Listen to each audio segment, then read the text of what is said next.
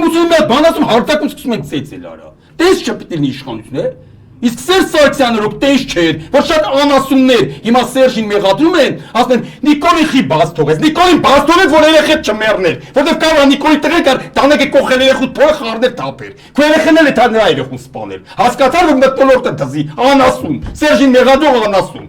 Նիկոլին թողեց ու ոչ միայն Նիկոլին, ամունից տարեց։ Մտնոլորտը հանդարտացեց Սերժ Սարգսյանը 2008 թվից հետո,